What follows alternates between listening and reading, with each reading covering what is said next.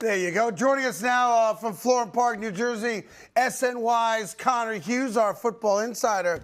Interesting report, Connor, yesterday. First off, good morning. Good to see you again. Regarding Haason Reddick, you had a report yesterday that the Jets actually did make Haason Reddick an offer, I guess right around the time that they were working out the trade for him with Philly, which kind of contradicts what I was told by a high-ranking member of the New York Jets a number of months ago in regards to Haason Reddick. I had been told a few months ago that they made it clear to Haason Reddick and his agent in person that there would be no extension to his contract prior to the year starting. So walk me through exactly what's going on with Haason Reddick and if there are any talks with the New York Jets right now. You're not wrong. So yes. Here's essentially what, big plus one. So here's essentially what happened. Before the trade, so before the Jets traded for Haason Reddick, they were given permission to speak to his representative and Reddick himself. They made him a contract offer that would have been an extension and would have given him a raise on the $14.5 unguaranteed million that he's set to make this year. Reddick said no. He's looking for something around $25 to $28 million a year. Let me stop you here. That's T.J. Watt and that's Myles Garrett. That's the Correct. type of money. Yeah, good. Okay. Big time money. Bosa money. I mean, he's looking at double-digit sacks last 4 years. That's what he wants. You can justify it. The guy's been one of the league's best pass rushers. The Jets said that is not what we are willing to do right now. If you want a contract like that or a contract that's more than what we are offering, they didn't say they're going to 25 to 28 million. But if they were going to give him a contract more than their original offer, they needed to see him perform. By perform, they meant in the regular season. Now, the Jets are not strangers to giving out contract extensions in the middle of the season. They did it with John Franklin Myers in 2021. It was October 8th, just before they played the Falcons in London. He was having a great year. They saw him on the field. They gave him a contract offer. He signed. But if Reddick wanted something like that, they were not going to do it before the year. They needed to see him do it in regular season games. Then they could go and make an argument and say, like, hey, look, we want to give you a bigger deal. In the meantime, as like a little Band-Aid fix, something that they were open to was adjusting his current contract, converting non-guaranteed money to guaranteed, adding in incentives to maybe give him the ability to make $1 million or something extra. But they were not going to give him a major contract extension before the season. It would have come in the season after he started to perform. Yeah, no, I see that. I guess the thing to me is, and I totally understand where Haason Reddick's coming from. Look, I've performed. You know, Philly, that's why Philly traded him. They were not willing to go into the mid-20s or high 20s per year for him either. I assume because he's almost 30 years old, that there's no other rationale not to pay this guy. But I would have figured for sure, worst case scenario, to guarantee that he's at training camp and learning this new system of defense. All you got to do is guarantee the current money. Now, Haason theoretically could say no to that, but my gut is if you said to Haason Reddick, look, we'll convert the entire salary for this year, $14.5 million into guaranteed money, and we'll throw a couple incentives on top, where if you get to 10 sacks, you get X, 15 sacks, you get Y, blah, blah, blah, blah, blah. That probably would have been enough to get him to show up for camp. How big a deal is it that Haason Reddick is not there today, and when does it become a big deal if not today?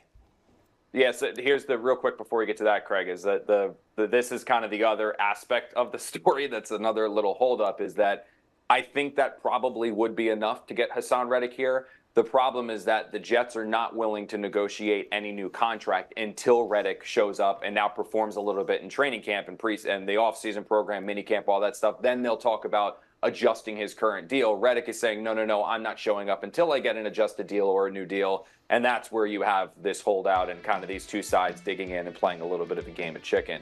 It's just a matter of who's going to break first. Well, Reddick told the Jets he was going to be there. Do you think there's a chance that this will be solved before he shows up? If they said to him, look, you got to show up. If you show up, we'll give you a $5 million show-up bonus, however you want to call it, roster bonus or whatever it is. So we're not going to guarantee the entire 14.5, but we're going to guarantee a piece of it, so at least you feel a little bit better going into the season.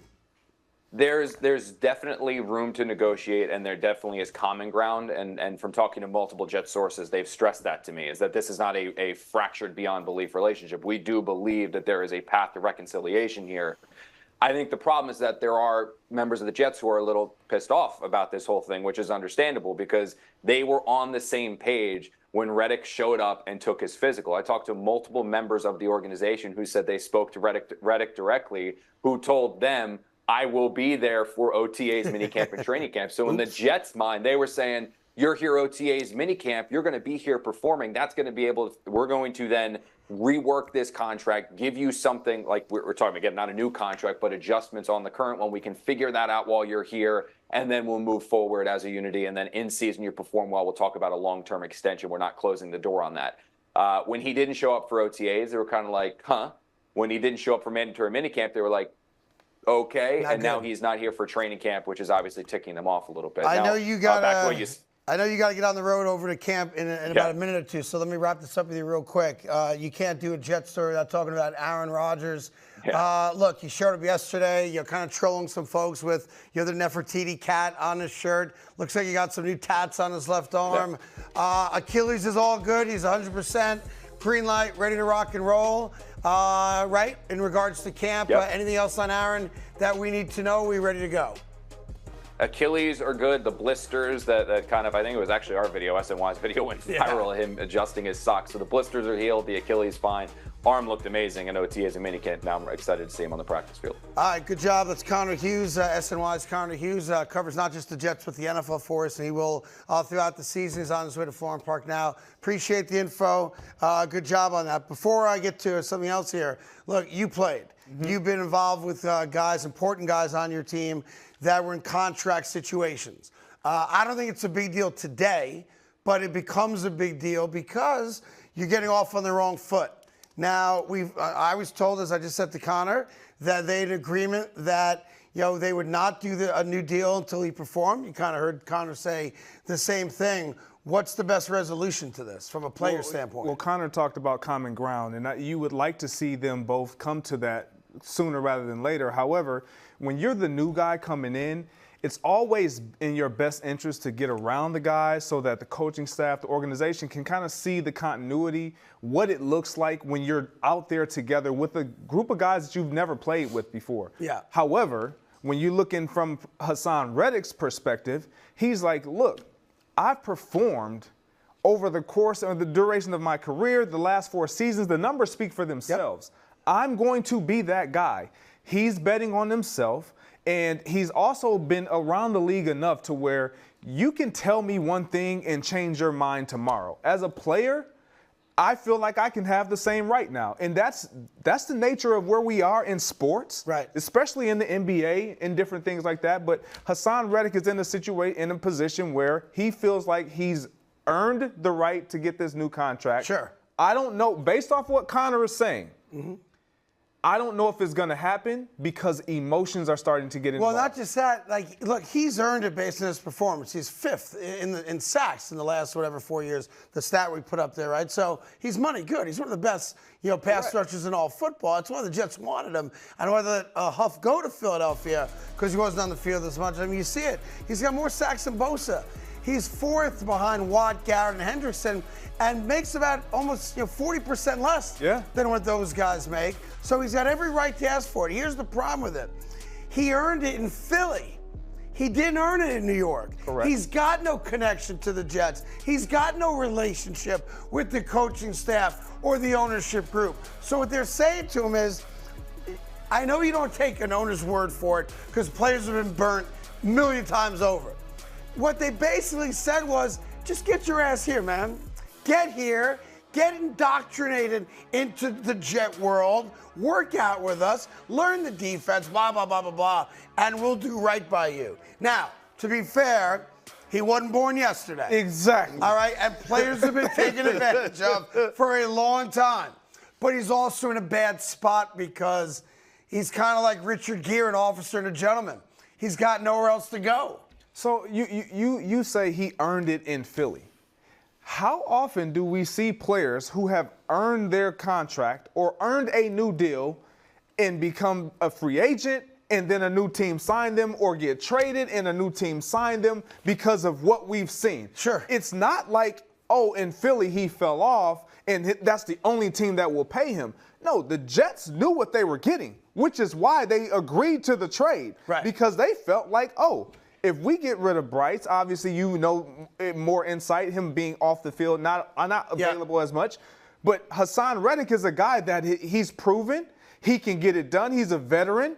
We know we don't expect him to drop off in his performance, especially when we put him with what we believe, if we're the Jets, a better supporting cast around him defensively and a better secondary. Like, of course his numbers are going to be there. To me, this is very simple. The New York Jets have to, come off their stance a little bit here too. They do. Right? Now, Haason Reddick, he's in great shape. I don't worry about any of that. He's a pro. But the New York Jets can't have a hardline stance now where if you don't show up, we're not talking to you. They've got to come to the table and at least guarantee a portion. Yes. Like if I'm Haason Reddick and I'm 29 years old, I'm not playing without some level of guarantee. No guarantee. I can't do it. And I'll end with this. Like, there has to be a level of trust shown on both sides. And right now, there is none. Because if what Connor is saying is fact. He's well connected. Like, if he spoke to other individuals within that organization and said to them, face to face, I'll be here, and then he then reneged on that, that's going to be problematic. He's going to have to kind of bend a little bit on his side as well. Yep, and that's the story I told you yesterday. I was told from a high-ranking Jet official a few months ago that they spoke to Haason Reddick. He told him, I will be there at training camp. And they told him, you ain't getting a new deal without being there. And now he's not here. They're going to have to guarantee a portion of this contract. Anyhow, the good news here is that Aaron Rodgers looks fantastic, and his arm is as good as it was 3 years ago when he was the league's MVP. Hey there. Thank you so much for watching The Carton Show. You can subscribe right here to get all the latest bits and segments from the show. And by the way, while you're at it, we have a lot of great shows on FS1, so check them out too.